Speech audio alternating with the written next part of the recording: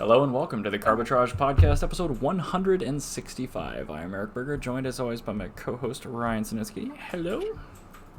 Hey, sorry, my webcam is positioned just so you can get a wonderful view of the trash can that's overflowing next to my bed because I thought we were having technical difficulties, so I'll take this over that. And then Jana's also with us. Hello. Hello. I'm trying to use press to talk, and hopefully that works.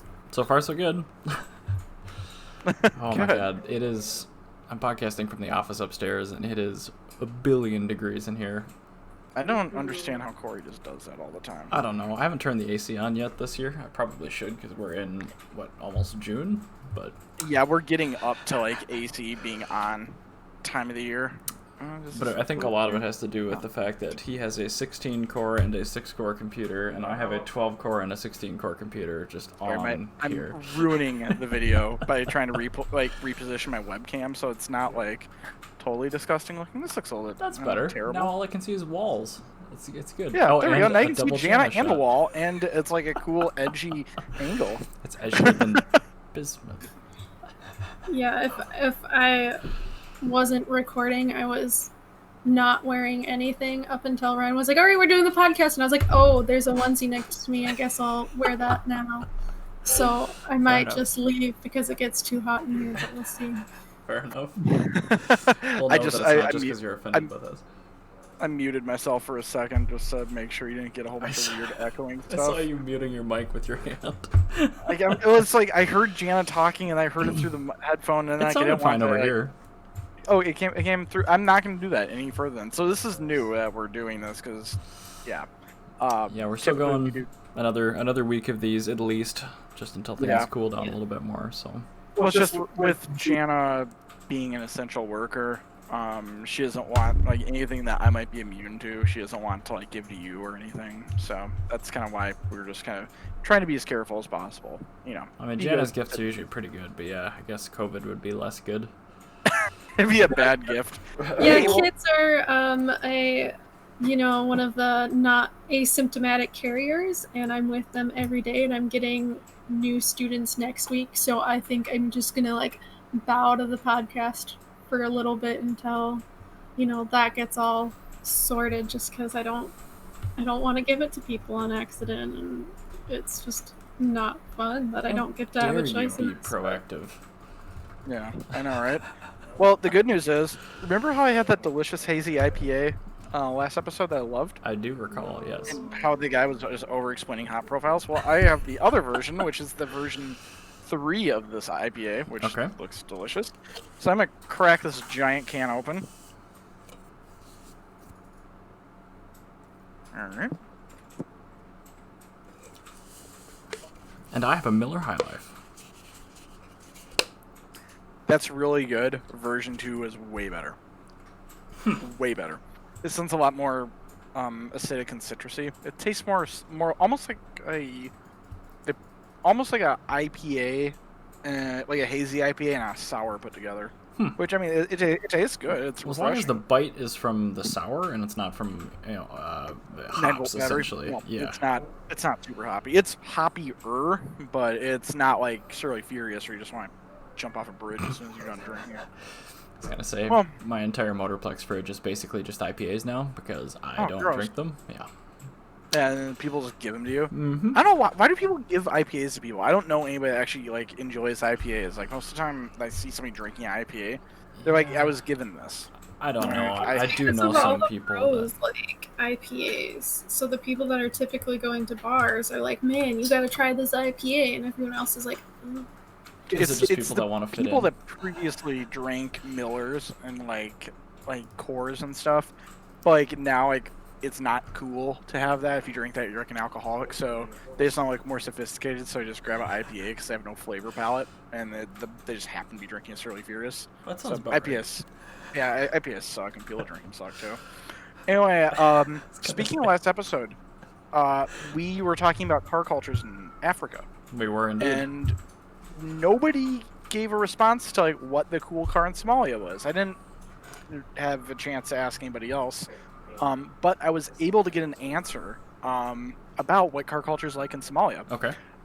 So I asked a guy we went to high school with, Mustafa Farad, really, really super nice guy.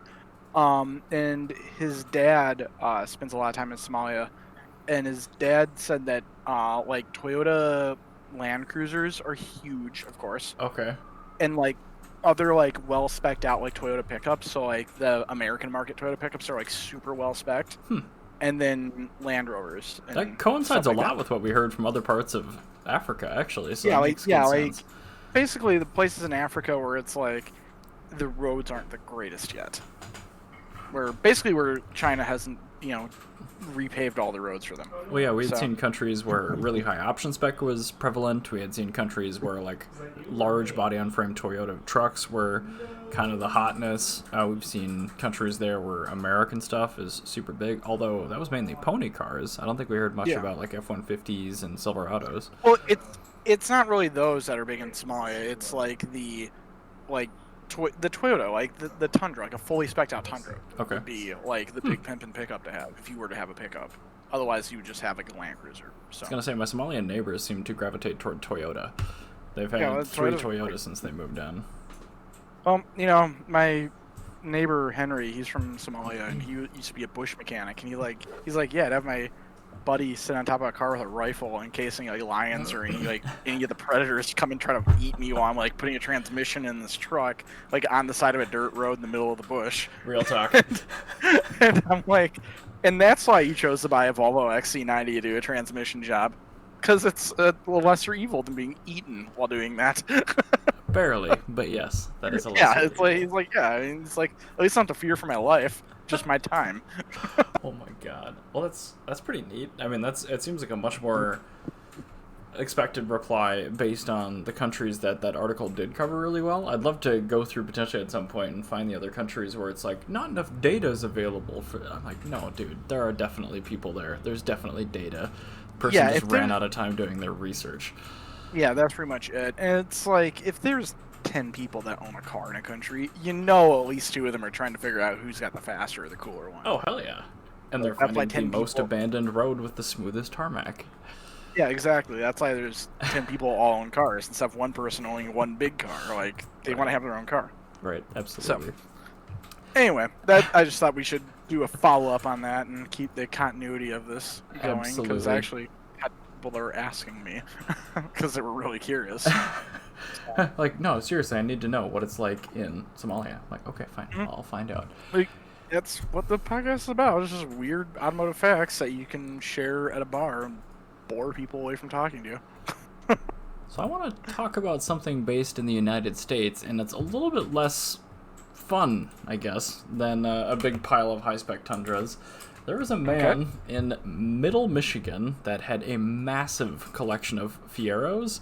And the floods, the floods completely destroyed his collection.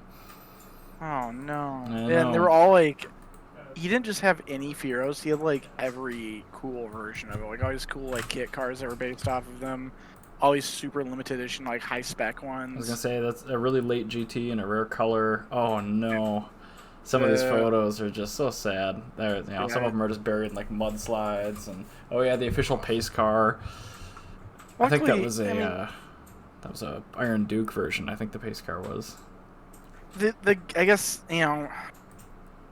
to try and be positive in some way, this is a lot more replaceable of a car collection than other collections could have been. Yeah, and I don't think they're completely destroyed. I mean, they're going to take significant restorations, but I do think. Yeah, and I think the Fiero community is also really tight as well because it's kind of like the Cadillac Galante community. Oh my god. They know that they're the weirdo in the room, so they all like hang out with each other and don't know each other. So I would be surprised. No trouble finding chassis harnesses. Yeah, I would be surprised if this guy's just left out in the cold. I mean, so Fiero owners, you should really go and help out this guy that runs the Fieros forever because I mean, his collection you're gonna want to see get put back on the road. It's the biggest collection of Fieros, If it was like it's not the Corvette collection where that would have been like a disaster to try and like. Put back together. Well, yeah, here's a one-off C4. Like, oh, great. Yeah, like, you're the C1, like, Feely. that has it was all spec'd out to be one of one. Right. You Like couldn't really do I that can't with find the- parts for this weird one of one Hillborn. I'm sorry, that just doesn't Yeah. exist anymore. Exactly, and even then, yeah, that would be really rough. And so, it's at least better because the Fieros, that was kind of the era where when they would do a special edition, they'd kind of phone it in, which True. It was just parts bin cars for the most part. For a long time, people were saying that rudely, but now I'm actually saying that politely, where it's thank God you can rebuild this collection, because it would really suck if you couldn't. Pretty much. So, yeah, no I think unique that's- stuff. It's just all parts bin and different combinations of stuff that was super rare. Yeah, and then I think another thing that is going to be more of an issue is the kit cars, because there's that one that's got the Lamborghini Diablo vents in the rear. But I mean, that's mostly fiberglass, so a good body shop and a hefty budget could help out. But And there's probably a lot of photography of these cars too, which goes a long way in restoration. Also, I'm guessing huge. it was insured, hopefully, for a flood. But man, yeah, really. I hope he gets paid out by the insurance company so he can at least start his projects over again. Yeah, that's just a rough story. I mean, it's any enthusiast's nightmare. It's even if you're not in the Fieros, you can still understand how horrible that was. Yeah. The guy looks like Santa Claus. Why would you want to do that to Santa Claus? Yeah, exactly. The guy looks like a great guy. But also speaking of terrible things having happened, I need to say, what the fuck is wrong with Volkswagen? Oh, I mean, a lot of things like the 2.0T, the 3.0, the 4.2. Well, they've outdone themselves because Volkswagen has this aversion to positive PR. Oh yeah. Dieselgate is just that's what Yeah. I think of them for now. Exactly. They're known for shit. Before Dieselgate, they're still known for. Oh yeah, they garbage. they were the original unintended acceleration people too and stuff Yes, like that. Audi. Yeah, the Mhm. Audi E5000. People Yep. forget about that because Toyota had the big problem, but I mean they did it. So they've outdone themselves. I think that this is just a rogue agent that was working at Volkswagen, but how this was able to get onto their Instagram is just beyond me. They had a super racist ad that was on their Instagram for a couple hours last week, and basically what it is it's a one second, I'm gonna bring this up on my tall screen so Jana can see it in real time as well. It's a black man who parks his new Golf, and then a giant white finger takes him and pushes him out of his car, picks him up by his head, and throws him into a restaurant that's called Petite Colonne. Yeah, which means the little colony. Wow. And then when the new Golf title comes up, Der neue Golf, Mm-hmm. it comes up in the first few letters that are visible on screen is the German spelling of the N-word. Hold on, let me. It's about 7 to 8 seconds where it's at that. GER. Oh no, that's just. Yeah, it comes up with the words that are in each. Yeah, it's really bad. Wow, that Volkswagen posted that? That was on their official Instagram. Somebody at the company did that, obviously without getting it okayed, and it ended up on their official Instagram. That's just... I have no idea why nobody's talking about this, but that's if you had any doubt if Volkswagen's a company that you should invest in, purchase, support, I feel like this kind of sums them up as a company, where they just have such little control of what's going on with their company. Even if this wasn't okayed, they were able to get this posted onto their Instagram before somebody noticed. Wow. What the hell is wrong with them? I don't know, but I didn't even notice that text fill thing that I paused. Oh yeah, it's bad. Even if it didn't say that, just the black dude coming out of the car getting flicked into a restaurant, by a white hand. Well, and the restaurant, like you said, is called the Little Colony. That's Yeah. kind of an allusion to slavery. Exactly. Even if Or you didn't have segregation the little... or- even without the spelling or anything, just the white hand alone, that on its own, that's enough. Like, you can get in trouble in America doing that. Oh yeah, absolutely. And then you put little colony. Okay, that's bad enough. And then the literal N-word comes up on the screen for a brief moment. It's just like, what? So is it just somebody that's like so frustrated in the ad department is just on his way out? And then he's like, I'm gonna take the company down with me. Seriously, wow, that is like very wildly good. It's awful. However, I have to say the Mark 8 Golf actually looks pretty good in a 5-door. Yeah, I mean, as a car, it looks pretty decent. I know that to me, it sure looks like a Volkswagen. in it, so yeah, it looks like a Volkswagen. So it looks like electrical issues and just like poor axle design. Don't get me wrong. I'm sure it will be a dreadful car. I'm just saying it looks relatively nice. So guaranteed to be a dreadful car. Segueing on cars that look relatively nice, kinda. I was actually following earlier this week, like a late 2002 Nissan Murano, and I was behind it for a little ways, and then I passed it to take my exit, and I'm like, if you facelifted the taillights and the headlights on this thing and put a little bit different wheels on it, you could sell it today as a brand new car. So that kind of prompted the question, like, what cars, not even just from like right now to 2010, but like what cars could have been sold 10 years after they were actually sold?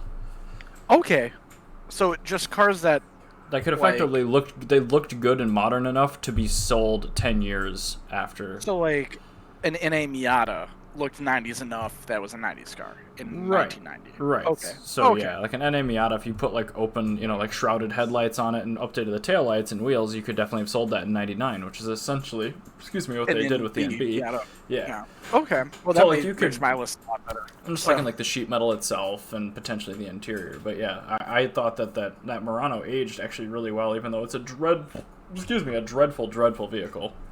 Yeah, V235 CVT. It was terrible. Yeah, it was actually a teal Murano cross cabriolet with a tan top. It looked almost okay for a cross cabriolet. Cross cabriolet? That's worth saving. If I wasn't just like totally disgusted by the vehicle, I would have been like, I like that. But I was repulsed, so I looked away immediately. That is totally fair. But I was curious. It looks like, Ryan, you had a couple of responses too. But yeah, that first-gen Murano was on my list of, you could have definitely sold that in 2012. Nobody would have really given it a second glance had they not, released it in 2002. Well, also, we should state that, Nissan, it's a Nissan. Like, any Nissan made in 2004 is only marginally... The only reason it's any worse than a brand new one is because it's 10 years old. Like, they're identical mechanically in every way. Look at a lot of other makes, though. I mean, Nissan had a really huge and bold, styling push in 2002. So, that Altima came out. That was a huge advancement from the late 90s one that it was replacing. That's massive. That still looked modern through its, facelift update in 2011. So, that was huge. That's very good. The Murano, the Maxima. I mean, they really... The styling wasn't, great, but it aged really well. Yeah, well, I think this is a really good way to talk about cars that didn't have necessarily a timeless design, but a design that really kind of broke the mold. Yeah. Something that, really they created the new look before the new look was the thing, when... a 91 Celica, come to think of it, is a great example of that. And the MR2 even. Yep. Yeah, the MR2. Those, because at the same time, my roommate's Previa. Yeah. That was a 1990 Previa, and when you look at his 1990 Previa and my 1990 Cressida, you would not think that those two cars existed on the same dealership lot at the same time. Because the Cressida, it looks like an 87 Camry, like a big-ass 87 Camry. Well, you think about it. You could buy a big bumper E30 convertible and an 850i 6-speed at the exact same time at a BMW dealership. What? Really? So there are some cars where, it's really easy to get those cars, right at the beginning of a decade. The 2012s or so, or even the 2002s, those cars. But actually what my first choice was actually one that you had as well. I saw on your list, the Suzuki Kizashi. And I would say that would be, that car could be sold today. Mm-hmm. Like, I think so. Yeah, with no updates, I think it could be. Beautiful car. Like, I see him, and I'm like, me and Jana saw one yesterday, I think, and I said, like, that's gonna be my Do you next car guys that I get buy. as excited as I do when you see a Kizashi? Oh, for sure. Fully intend on buying one for my next car. I Like, jam my 100%. car into cruise control and just rage find my cell phone to snap a picture of it every time I see one. They're great cars. Another one that actually I think was a really great looking car that really kind of aged super well. The CP3 Generation Accord. So if you copy and paste that into Google, I'll come up with exactly which one that is. I like that it was a Honda, so I could get you the exact trim level from just the chassis code, and it's just readily available. Oh, yeah. Those came out in like 2008, and that style's very... I agree. 12. Yeah. And those honestly aged better than the 9th generation North American Accord. So what that was it was the 8th generation. Daisuke Sawai designed it in 2005, which was even more mind-blowing. Wow. That was a 2005 design. But yeah, very, very cool car. Especially and also the coupe aged like super well. Like if you see a Accord coupe of that generation, especially the facelift cars, and you put those next to a modern Honda Civic, like, and you say which one's a Civic, you would be able to tell. Like, they're the same car. They should have just transitioned it over to Civic and kept selling it. Yeah, seriously, like, that's a great car. Would have made a great Civic. I also think that was the last generation. Yeah, it was the last generation with the V6 manual, if I'm not mistaken. Because I don't think the next generation had the. In the V6 sedan, I manual. think you're right. The coupe, I'm not positive. Okay, yeah, actually, so sorry. I just looked up. The next generation could get a V6 coupe manual. That was Yeah, I think the last year. coupe lived on with the 6-speed option a little longer. Yeah, so, but I mean, Yeah, it the was more modern ones, you had to go with the K series and the L series to get the manual. it was a really good car. Yeah, I remember seeing those in like 2007 because they were 08 model years. I'm like, wow, that's Yeah. like, pretty good. I'm really surprised that you don't see those done in like a VIP style as much as you do. Well, not yet Because anyway. like that would be a really good car. I mean, that car's. I don't see why anybody would do a TL instead of that. Because that looks honestly, I like that more in the TL, that same era. So Oh god, yeah, that was a can opener era on the TL. yeah, with the Acura tooth, The beak, yeah, the monotooth. like they called it the like clock beak or whatever, but it looks like a big ass tooth. Like that's all it was. Not a fan Another of that one, style. Janet, you'll be a fan of this car. The Edward Cullen mobile, the Volvo C30. That's a car. Ooh, I agree with that one a lot. One of my kids' grandmas had that car, and every time I saw it drive in, I almost thought it was a different vehicle, just because, like, I got to see it from all sorts of angles, and every time I saw it, I was like, ooh, I really like that car, and I'm like, wait, I've seen this car a million times. And it's especially impressive because it's basically a Ford Focus underneath. Yeah, it's a really good car. I like that a lot. What I don't like about the C30, and there's only one thing, and it's not the car's fault, is Volvo canceled their R division the year before this car came out. Yes. True. So we that's lost exactly. the S60R and the V70R 6 speeds to get this. So that's why I resent the C30, but yeah, I do like it. Well, that's the thing is like they made an R edition because they made a Polestar the last year. Yeah. It had 253 horsepower, Yeah. which would be a rocket on this car. But I really like the one-piece glass tailgate. Yes, it's beautiful. One of my favorite tailgates ever put on a vehicle. I agree. That's a really great design. I honestly would say you could have marketed that car for another 10 years. Like, that car could have been discontinued 2 years ago, I think. Oh, yeah. If I made more money, I definitely wanted to get one of these, but Ryan's gentlemanly lover, Keith, worked on these and was like, Jana, no, don't do it. And I was like, okay, Keith, I won't. I really want one, but I won't. So you said the first generation Murano. I did. There's actually, a bunch of like first generation cars in here. I've only got a couple that aren't, but my next one is why don't the you go through your list? first I got gen half of mine. Audi TT. So that car was essentially 2000. I think 01 was the first model year we got it here. Those came out earlier than that, dude. Maybe 2000 then. Maybe 99 was when you could actually buy one. 98. But oh my god, so that's even okay. So even more B5. so then. Yeah, that was a B5. But I mean, yeah, That's if you crazy. got a first year Audi TT 1.8T manual with like the baseball glove stitched interior, whatever. Like that car really did maintain Audi style until kind of like the B8. I mean, all the way through the B6, B6 and a half. So that was easily into the early 2010s. 2006 they changed it. Right, but I don't think the new body style looks as Audi as the original. No, the new body style I think really looks like big stinky dog shit. But that's just that's my personal feeling of it, and I really just absolutely do not like the newer body style. Apparently nobody else did because I have seen like 5 of them. Yeah, they didn't. I don't think they drove particularly well, and I think they were very expensive. No. But anyway, I just think that car, like considering that you could buy one of those when I was 7 years old, apparently, they're still very good-looking cars. Don't buy one because I'm sure they're terrible. But next one is even worse car. I would say in the realm of Audis of that era. Oh yeah. If you were looking for one, I would say if you could get a well-kept 1.8T manual TT. 225. You're more likely to get a better car out of that than you would a B5 or a B6. Oh, easily. Because that was likely used as a fun car, as opposed to just. And it's owned by an older, more wealthy demographic that put money into them in service, which is huge. Yeah, I think that would be a very important car, and that car, for some reason, just did not get touched from like the mid 2000s tuner community. They marketed the hell out of that. I recall seeing like 5 of them that were heavily modified. I think it's just because they were too expensive for too long. So the tuners just moved on to something else. So by the time that they were affordable, you could get a 2.0T for nothing. Right, which that turned out well. Yeah, but Volkswagen people don't like learn. That's very true. They just keep buying into the pain. Alzheimer's victim with candy corn. They just go, ooh, candy corn. They eat it. They go, this tastes like shit.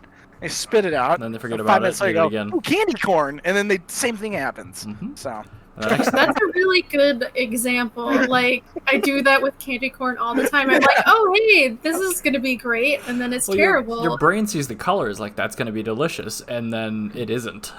Like, this isn't Burger King. It's like candy, but it's corn. Yeah, they took it's like fruitcake. How did you make something that sounds so good taste so terrible? So one of my favorite Easter eggs in The Sims, I'm not sure if you've seen this, honey.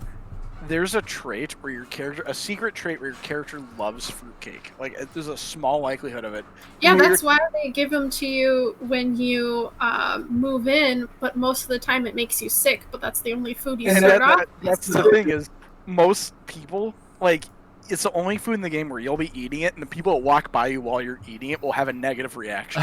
That's accurate. It's a really good idea.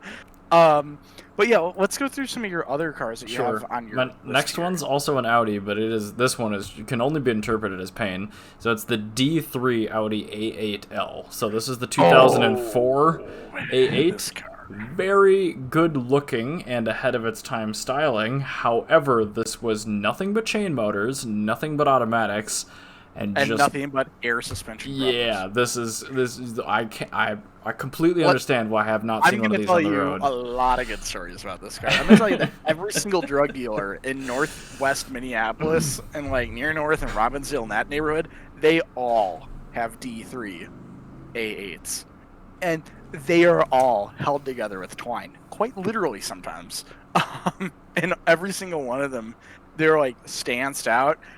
Not on purpose. Unintentionally, yeah. They are all stands out. They're fucking broken. They are so bad. Ugh. Yeah, this is one of those cars where you see it. Keyword, you see it. You go, that's a new car. But then that's also to Audi's detriment, because then you see that just clapped out and you go, how did somebody break their 2-year-old Audi that quickly? Like, wow, these are not well made. And it turns out that is actually true. That is very true. My oldest brother owned one of these at one point, and it's hard to even remember. And it was a nice one, and it still had problems. Yeah. Well, yeah. They're not good cars by any means. Hinging on that, I actually want to talk about a really similar car from a similar manufacturer made in a similar time, which is... Right before then, time out. Okay. Can we talk about it is better to make a car that ages poorly than a car, like, ages poorly aesthetically than a car that ages poorly mechanically. Yeah, I think making cars that are not timeless is a decent thing to do. I think that because you're better off as a company, because if you're clapped out, B5 Audi is clapped out, it obviously looks like it's from 1998. But like if you're clapped out 2004 A8 is broken, you have a problem because then now you're like 2017 Q7 has the same styling cues. Yep. It's gonna make your new cars look like shit. I mean, so anyway, the Q7 that's the one thing I want to mention. Came out in Europe in like 2007. Like it was a really early vehicle, so it makes sense. So yeah, the next one like I wanted to mention is the other drug dealer car. If they don't have a D3 A8, they have an E65 BMW 745 or 750. 7 Series, yeah. And the reason why I bring this up is not because this car looks good or could be sold 10 years later, but it's because it started something like the 2002 Nissan design, like the 1990 Toyota design language. It really broke the mold. The curviness of the rear end and everything, and that disgusting I hate this car so much. Yeah, it's not a good car, but it gave us good things. It gave us the E60, which is awesome. It gave us the E90, which is great. All the Bengal other cars were good.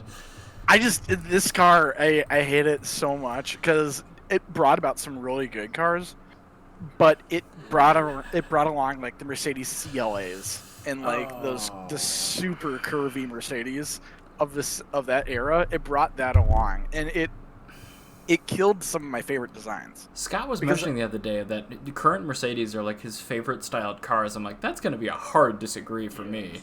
Like their faces look okay, but the back ends all look like melted butter. Like I can't tell them apart, and they're just so melty. I'm gonna look up a 2020 Mercedes E Series. Yeah, that's a hard pass at me, Scott. They all look the same, and they're all melty. No, there was actually Janice. I've seen new Mercedes and I really like them too, so I have to agree with Scott. But I definitely see where you two are coming from, where they do look melty. But I think that's what I like. Maybe they'll age well because of it, but it's just one of those things. I'm just like, the front ends look good, the AMG ones look good. The 2011 E-Class? Those are beautiful. That's my favorite E-Class. Yeah, those are W212, I think. Yep, that one. Oof, that's the pre-facelift W212 is my favorite E-Class. And the worst facelift as well. Oh yeah, what the hell? And Scott loves the facelift and he hates the pre-facelift. It's just one of those things. I'm like, that car. No. See, that's where you're wrong. Because the pre-facelift is beautiful with those angular fog lights, and I love that. It just got after that. It's a W212. I think so. What it was. Let me see here. It's either a 211 or 212. Yeah, I think that'd be the E-Class. Yeah, so that's what that is. So yeah, so pre-facelift W212. I'm gonna look up the post-facelift. Yeah, no, I want the angular. Give me the angular. This is the thing with Mercedes. Yeah, an E63 AMG pre-facelift is. A Mercedes they don't do curvy well. Like when they make a curvy car, that's true. Actually, they just like every curvy car, like a Mercedes Ponton, beautiful car. Mercedes Fintail, so much better. Like the late 2000s era S-Class. What was that? The one that the W220. There's a 140, which is the box, and then the bubbly one's 220. Yeah, so it's a 220. So the W140, I think, looked better than the W220 with the exception of the wheel fitment. Yeah, the 140 was a pretty handsome car. Yeah, that was a handsome car, but we moved on to the 220, it got, like, kind of weird, you know? Like, if you had an AMG, it looked good, but, like, the normal one, like, just kind of, yeah, it was pretty lackluster. Yeah, that's what I'm saying. Like, Mercedes, like, when they do angular, they just kill it. Like, the more angular, like, the G-Wagon W204 C-Class is probably my favorite C-Class, and that thing was just designed with a ruler. Yeah, that was actually the one I was thinking was the C-Class. But yeah, the C63 AMG of that is that was the last. I think that was the last great attainable Mercedes. Yeah, I mean it's still an automatic, so I have trouble really liking it. But I mean, Jess bought one brand new, and she had it until she bought a CLA, and then she replaced that with an RS3. So, what's their? They make a cool kind of like shooting brake almost crossover thing. Oh yeah, it's a GLE. I know what you mean. GLE. It's like an X6 done right. No, it's not that. That's a cheeky douche car. A shooting brake. Yeah, I'm gonna have to look. I'm gonna look on their website. Is it You like go an through some AMG of the- GT or something like that? Okay, yeah, I'll keep going. Yeah, through my list. you look up some. Tell me some of your cars. Some more of your cars. My next one is the 7 Series that followed it, is the F01. That car, believe it or not, was 2010, and it looks just like every brand new BMW. So that thing, legitimately, with no changes, I think could be sold today. You know what is the GLC? The Okay. GLC Coupe. So that's like the I saw new a- GLA. Yeah, okay. A GLC AMG Coupe actually looks good, even though it's not coupe. But so the F01 you said, Yep. that was your other 7 Series. And that car is very handsome, and That if you looks get good. the That looks 6-cylinder one, it's actually a pretty good car too. Next one, Wrangler JK. That thing came out in 2008. It's kind of a cheat card because it's a Wrangler and they all look exactly the same. But I mean, if you look back to the That was when TJ, which was the that first was a- Unlimited, That was a big update. it was. And it brought Yeah. us like the mainstream 4-door Jeep, which is now basically the only thing they sell. Oh no, Ryan dropped out. Maybe he's back. Are you back? Yeah, I've been here the whole time. You dropped out. I don't have your video yet, but your audio is here. That's weird. Oh, it's loading your video. Let me see. Yep, now you're back. Ah, there we Anyway, go. so the JK wasn't the first Unlimited, so the 4-door Wrangler. We got that in the TJ for like 2 years, and it wasn't that popular. But they updated, like you said, it was a major update. I mean, they completely ground up, revamped that thing, and it became the cult vehicle. I mean, they've always been popular, TJ and prior, but the JK really they brought made it it mainstream. a lot more, bro. I They can't say did, yeah. anything good about the JK Wrangler because I detest that car with every fiber of my being. Deeply, very deeply detest that vehicle. Yeah, but you can get it with a 6-speed manual. It's one of the few things you can still get with a stick. I mean, that's great and all, but I mean, like, I think that the TJ Wrangler long body was like the last like super cool Jeep. Well, I thought I think they you're were super probably cool. right too, because they're worth so much money, and the JKs aren't worth Cool. anything. But Well, there's a trillion of them. They all suck.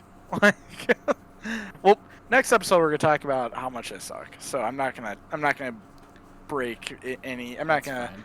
I'm not gonna ruin anything for the next episode. You're gonna have to listen next week to hear why those particularly suck. So So my next we'll one, move on as to you that. mentioned prior, is the Kizashi. I think that one. I mean, that thing came out in like 2010 as well. It's a very, very modern design. It's I aged think it might very be well. older than that. Maybe it was a. I remember seeing the Super Bowl ad for it a long time ago. And then my final one is the NC Miata. That No car, chance. I think, just aged really well because they didn't really sell that many, and I don't see them. The NC Miata was, yeah. Well, I mean, that's the thing is the NC Miata looked really good, but Mhm. the NC Miata was also the redheaded stepchild of Mazdas because it was the so heavy. slowest and the heaviest of all Yeah. of them. It And didn't then, really like- fit the Miata book of rules very well, but Well, it's one of my favorites. Yeah, I mean, like, it's just that the reason that the NC is so frowned upon is because the Indy is so much better.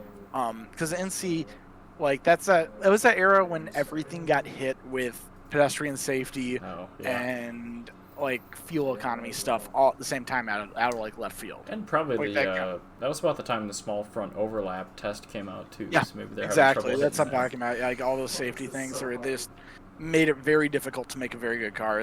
I call it the mini malaise, because we had like a little like 4-year malaise thing where just everything sucked a lot, and while they figured everything out. That's pretty Um, accurate. Yeah. Yeah. So actually, speaking of that era, I want Mhm. to talk about the Scion TC, the second Okay. generation TC. Oh, I forgot they even did a second gen of that car. Yeah, that car looks like the tits. I'm not gonna lie. Like, I really wish that car didn't suck. That car actually didn't even suck. It was actually a It very wasn't inspired. competent car. It was still it was just a pretty good car. I have 2.4 driven it. 2AZ. You could get it with a stick, which was great, but I mean, still front wheel drive, still kind of heavy. Wasn't that powerful? I've driven those, and I've driven RSXs, and that is every bit the good car that a RSX is. It is a RSX that's a little bit comfier, but it feels just as competent on the road as an Acura RSX. Does it feel as fast as an RXS? Or, sorry, RSX? a manual, with the exception of the RSX Type S? Yeah, but Yes. everyone bought the Type S. But yeah, but I mean, like, usually when people have an RSX, most of the RSXs in the world aren't. True. So, this compared to a normal RSX, not a Type S, is so much better. You are a fool to buy a normal RSX over a TC. But what year did they replace the TC with first to second gen? I'm gonna have to wait Because the to hear that, RSX so was I can't- pretty early. Yeah, that 2003 or was 2004. 2000. That was when the first gen 2010. launched. Yeah, okay, so it's like a generation newer vehicle, so it should be better. That's true, but I mean, 180 horsepower though. I mean, It's 0 fine. 60 in 6.5 seconds, 15-second quarter mile. Normally, Those I are would the make actual the specs on it. argument, I'd be like, oh yeah, it's 180 horsepower, but it'll last forever. But so will the K series. So But this is the thing: is a 15.1 and a quarter mile. That's as fast as a G35. Like that's a car people really like because of the value that car has for performance. Sure. When you get a manual, I mean, that's a very good car, especially when you think of this as being a car that, like, you're paying nothing for around insurance because it's just like it's a hairdresser car. that is actually a very impressive quarter mile time for that thing. I didn't even know. Yeah. And that's what a RSX did. Like, it's every bit as fast as a RSX. I think that's a very, very good car that people sleep on. So you said the Murano, the first gen. I'm gonna say a second gen Murano. Okay. Is a really good example because I think the second gen could be sold today. I'm surprised it like- isn't. I feel like Yeah, that was I just don't like a know why light they facelift, and then yeah. I would have left it the way it was and then, like, fix the rest of your catalog. But whatever, they decided to make another generation. First gen cross cab. Oh yeah. Yeah, oh god. So this is my last one that's on my list officially, but I have a couple others I can mention as well.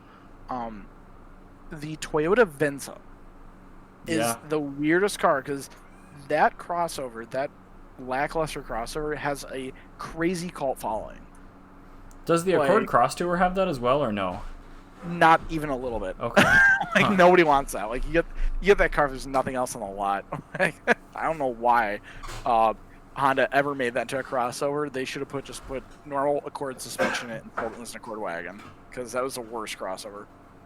But Yeah, the those were Venza, both like, so weird, and then the Acura ZDX as well. I mean, those were all just that weird lifted sedan thing. God, and the worst part is the back seat. That was like when they did the fastback crossovers. The back seat was just atrocious to try and do anything with. Well, remember even like the 5 and 3 Series GTs? Like, what the hell was that? Yeah, Clearly, those didn't sucked. sell And well. people would yell at me when I said I didn't like them. I'm like, no, that car sucks. However, the Venza, like, that's got like a really big cult following. Like, people really love that, and it's also that was one of the first cars that have the 3.5 liter in it. The 2GR? Yeah. Yeah. So, I mean, that is a big deal. Apparently, you can get a 4-cylinder in it. I've never seen a 4-cylinder. Oh, a lot of them were sold with the 2AZ. A lot of them had the single exhaust pipe, and then they had the punch out still in place on the rear bumper for the other. No, this is the 2.7 liter 1AR. Oh, really? Yeah, so you get That a actually 1AR wouldn't suck or that a 2GR. And I think I've that never car driven anything with a aesthetically, 2.7. like, is a very pretty vehicle. Eventually, the reason we didn't get a new one was the plant that it was made in America got sold or something. I don't know what happened with that. But the third generation Venza is actually the Acura RX, or not the Acura, the Lexus RX or whatever it is. The Toyota Harrier. What? Yeah, the Lexus RX, the Okay. current generation RX. That's the successor to the Venza in Japan. Oh, but it isn't. It's a completely I know, different right? vehicle. Okay, all right. But I mean, like, that's the thing is, like, that's how we didn't get it is the plant in America they were using the Venza that they were using to build the Venza. They decided to, like, build something else there. It was like totally different. Great. And then the Venza in Japan became the next generation Lexus RX, so you couldn't really do anything with it. Like, you're kind of stuck. Like, you're like, what are you gonna do? Build a whole new plant for some, like, Right, yeah, the weird tooling probably isn't crossover that doesn't compatible. have a place. Right. Like, yeah, so that kind of got the axe. Talking about some weird cars that I think were ahead of their time. I really want to mention the Dodge Colt Vista. That's just a weirdo car that comes up, like, to me. A lot of weird Mitsubishi, like, 80s products. They were really ahead of their time. Like, the Diamantes, I think aesthetically looked better than they were. Because if you see, like, I Yeah. think it's like a 92 Diamante, Mm-hmm. M-A-N-T-E. I just want to make sure that's the year I was thinking of. Yeah, the 92 Mitsubishi Diamante, like, looked really good. That did not look like a 92, especially when you compare it to, like I said, the Cresta. Looks like a 87 Yeah, I think Camry. the 92 Diamante looked a lot like a 96 to me, kind of in that Yeah. era. The Well, headlights do that's still when they really discontinued dated, but the Diamante. Was in 96, that Yeah. first gen Diamante. so that's when it should have like- started. Yeah, exactly. And then 95 through 2005 Diamante Mhm. were the same. It was the same car the whole time, and that like they just look so much better than like what you saw. Because like if you saw like a 92, 93 Diamante and you park that next to a 7 Series, like that Diamante looked way better than this competition. Oh yeah, I mean considering a 92, the 7 Series you could buy was still an E32, which is a 1988, and they did not update that car at all until 1995 when they Not canned it even a for the little. E38. So yeah, 88 to 94, no changes. So yeah, like really Mitsubishi in the 80s, like they were just killing it left and right. There's also some like weird cars from the Malays. I'm gonna leave the Malays out of it because I could just like talk about Malays weird shit for a long time. Like a '78 Ford Mustang Fox body compared to a Camaro, it's just like what? Like that car made sense in like 1988, Mm-hmm. and like in '78, like 10 years prior to that, like why would anybody buy a Camaro at that point in time? Well, So- it's probably because people liked the bigger car, and that's probably why the Camaro sold so well. But Yeah, but I mean, like that Fox body is just like so ahead of its time. yes, the Fox platform it's unbelievable how early that came out. Yeah, and it's kind of, and like I could talk about like a lot of weird Malays cars, so I'm just gonna kind of leave that one sort of out of the picture. Mm-hmm. And then I'm not sure how you feel about this. This one I'm a little weird on the 3rd generation Supra. If you think about the fact that it was 1986 that came out. Yeah, I like the .2 of that car. The .1 I don't much care for. But when you compare it to other cars from 1986, I mean, that was 86. That was the first post-Malays generation of Right, cars. but you could get a Stereo in 1986, couldn't you? Yeah, you could, but if you put a Starion next to a 3rd gen, not a 2nd gen Supra, a Mm-hmm. 3rd gen, like a Starion next to my Supra I used to have, that makes sense. Mm-hmm. But when you put that next to a 2nd gen, like that does not make sense. So. I guess. Yeah, I mean, yeah, like you put it next to a 6 Series. That thing was from the Neolithic era. Yeah, and that's what I'm talking about. Like I just think that one was Yeah, like it's very modern. Mm-hmm. it was very modern. I don't think 10 years later, but I think like 5 years.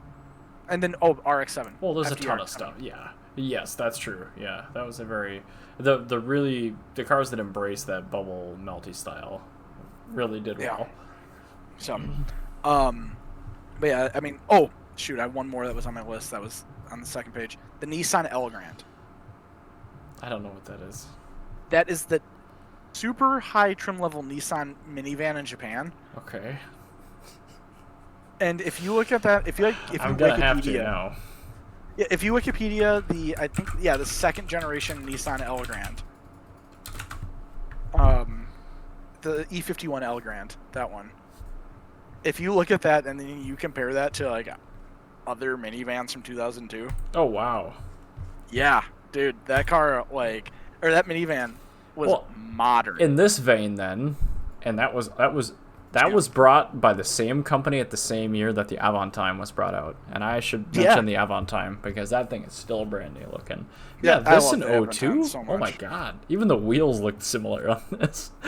Yeah, like this van, like what's the Chevy? What's the Chevy's like little shitbox, like delivery van that they sell? Oh yeah, they call it the City Express.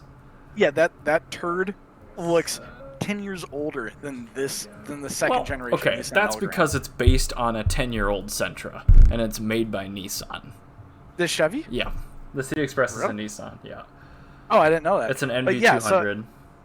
yeah, okay, yeah, so yeah, those ones like even then, like if you think about the fact that the 2nd generation Elgrand came out in 2002. Yeah, Like, that's nuts. that was put on the market the same year that the Chevy Cavalier was still being made. You could buy a brand new Chevy Astro. Yeah, like seriously, like this van like is awesome. And you can also get it with an automatic, not a CVT, unlike the Quest. So that's. It was only sold with a 5-speed automatic and 2 versions of the VQ, the 25 and 35. Yeah, but I mean, like they're really cool vans. That was one of the vans that kind of kicked off the VIP van style. Was their second generation? I could see that. Yeah, those VIP really well. Factory side skirts and just really clean shapes. Yeah, like Definitely. all you need to do is you just got to put on some like, some like SSR Professor wheels and lower it like it's air suspension, and then you have a VIP vehicle. You don't have to do anything on the outside. Put some wood trays and a fiber optic headliner. Like it's all that inside work that you do. Yeah. All right, so if you guys know of any other cars that would fit our 10-year split, Janet, did you have any that you wanted to add to that? Yeah, I think the Jeep Renegade, it looks pretty timeless. I know that's pretty new, but That's fair. That's fair. I think like even if it I think in 10 years that's gonna come. That's gonna still look really good. We're talking about the Renegade, their little Fiat thing. the Fiat one, yeah. How do you feel about that, Eric? Well, I mean, that came out in 2015, I think.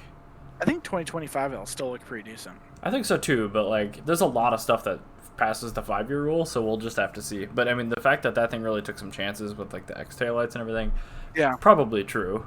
I mean, like I think that's the really Compass and the Patriot are just piles of crap. Like those are so aged in the Casher Clunkers whatever thing, but the Renegade looks way better. To be fair, when the Jeep Compass, the first generation Jeep Compass came out, it looked like I saw one. I thought it was a used car from Mexico that I'd never heard of. Like, you could see the cheapness. It was like on right that there. Like, vehicle. why is this like weird old Mexican car at the auto show in like? Why does it smell like Fanta in front of me?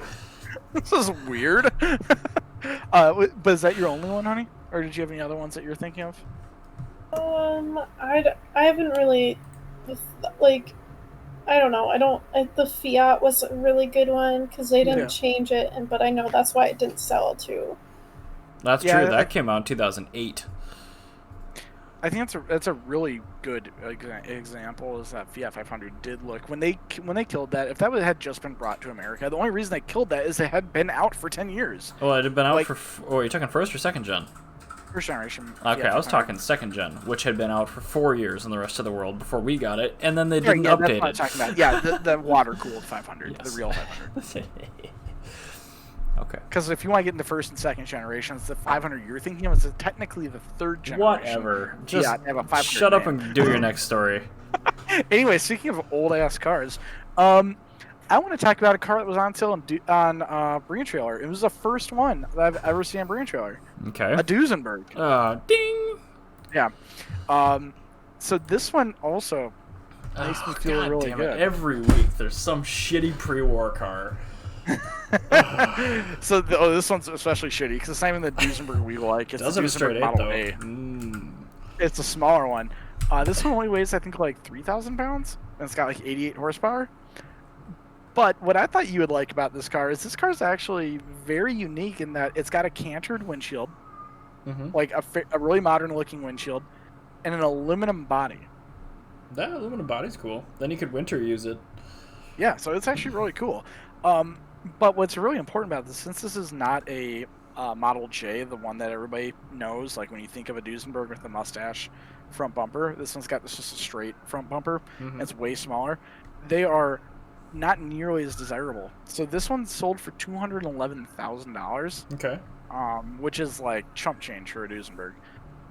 It's a one of one with like hand coach built bodywork from McNear. And it just feels really good because as I'm getting ready to get a house I plan to rent out in the future, Duesenbergs are getting so close to being affordable. It's just like it's like just have to go down our $50,000. $211,000 is not affordable. But I mean, like $150,000. That's like at the point of, that's like dream car affordable. Like that's like something that you can aspire to. Okay. You know?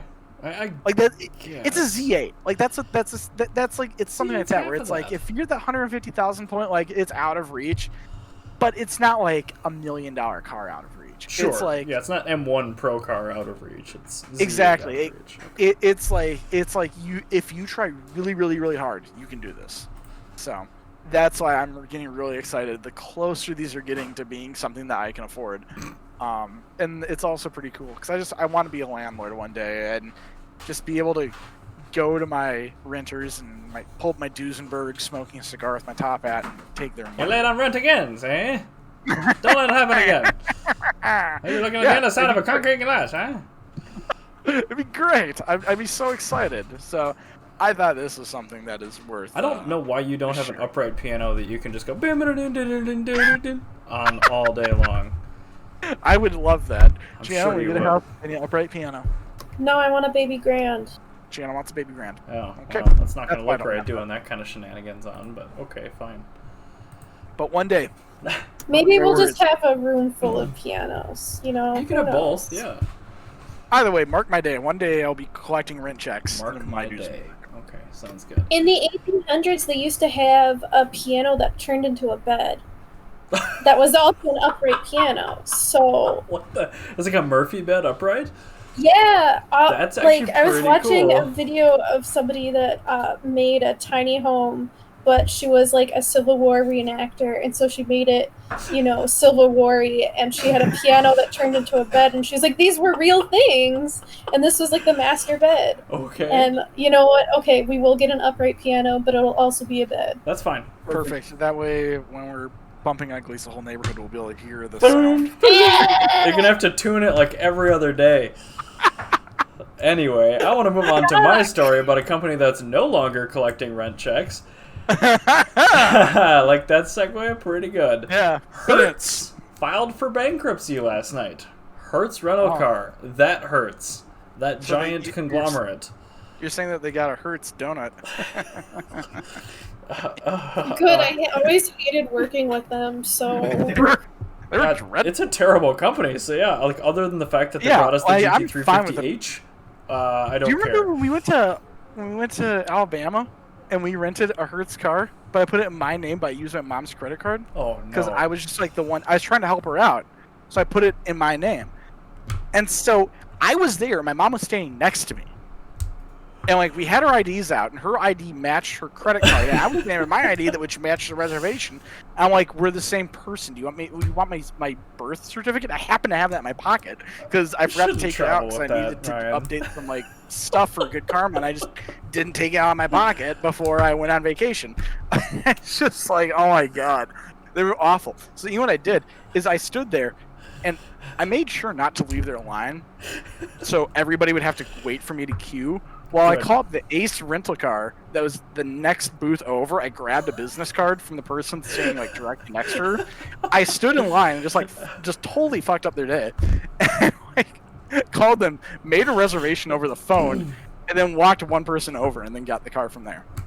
they also have 2 locations in San Francisco, Okay. and there's one at the airport, and then there's one across the highway from the airport. But the one, no. and they don't tell you which one's which. And so my dad warned me because my sister lives in Monterey, and we just always fly into San Francisco. Mhm. And Yeah. so he learned before me that there's this trick, and he warned me, and we did as much research as we could to try to avoid the tricky one that you have to get an Uber for. Like, literally, there's no other way Yep. to get to this When I went to one except SFO, for an Uber. I had to Uber to and from the rental car. Yeah, and so like we did everything we could to try to get it from the airport one, and we got it, and they transferred our rental last minute to the one that we had to Uber to, and oh my god, I've never been more upset in my life. Gianna's missing the most irritating part of this. Is you know how much I love the Mitsubishi Mirage, right? Mm-hmm. Oh, no. I rented from Hertz because they were the only company that listed a Mitsubishi Mirage. And when I made the reservation, I called up and I specified I want a Mitsubishi Mirage. Because Not or similar. Yeah, not or similar. I want that effing Mirage. I've used all of our F words. I wanted this damn Mirage. We should talk about rental car stories as an episode, because I've got a bunch, too. We really should, because between all of us, there's been There's some a reason I only insane. use Turo now. Like, it's just I'm gonna not worth it. create 167 right now and make a topic. Yeah, because we have to, because like that's just, we have so many crazy stories. And I just turned 25 last year. I shouldn't have this many crazy rental car stories. Yeah, you've had 1 year to rent cars. She's had 1 year and they've already ruined her life. Like, honestly, like, this is why we have, whenever we have guests, we have the Carbitrage question. What car do you buy for the price of your rental car? Seriously. Like, it's less of a hassle. Yeah, even if it's double. Even if it's double what you would pay for that rental, which it probably won't be, it's worth buying. Even if you just abandon it, file the VINs off, and leave it on the side of the road. It is just absolutely. Oh my god. Well, it's like you're gonna get something that's more exciting and better to drive, and that's like why I specifically wanted a Mirage, because I want a car that like when I'm driving at 80 miles an hour, it's gonna be at the limit, because I'd be having fun.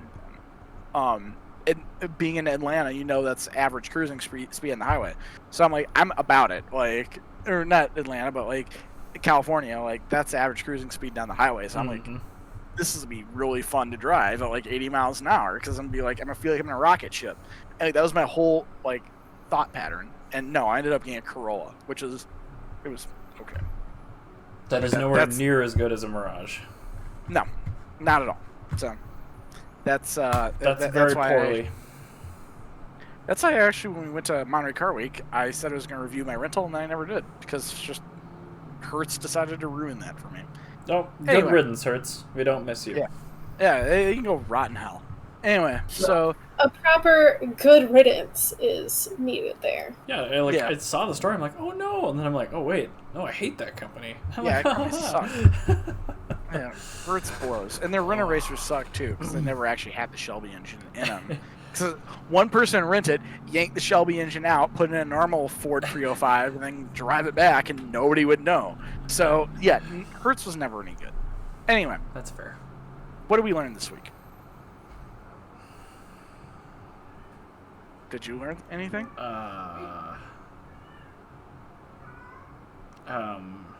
No. Okay. Well, no, I spent too much time inside. Me and Jana finished up watching She-Ra. What is that? It's the female version of He-Man, She-Ra. It's on Netflix. It's a really good cartoon series.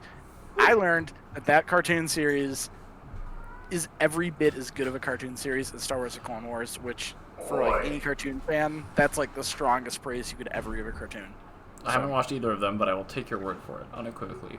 It is I'm gonna have to get back to you on this like a month from now, but right now I'm saying that I actually liked that series as a whole better than I like the Clone Wars. So all right, well, we'll follow up with it. I learned that despite everyone all the companies I ordered from saying that, oh, shipping's delayed, I get everything in 3 days, and it just adds to my instant gratification, so I keep buying things, which is not good, but it is nice that Prime has kind of returned to regular, though, because like during the heart of the pandemic, we were like 2-month delivery windows, and now it's back to 3 days. Yeah, MeUndies was like, we're having a sale and it's going to take a long time for your package, and I was like, okay, no problem, I already have 5 onesies, I can wait for my 6th one. And then it showed up like literally 3 days later, and I was like, oh, okay. I have a new onesie now. Oops. Well, anyway, thank you for listening. We always enjoy telling you about weird things about the automotive world, and we will join you next week. Yep. Thanks for listening. Holy crap! We didn't plug Patreon. Patreon.com/Carbitrage. We'll see you next week. There we go. Bye. Bye.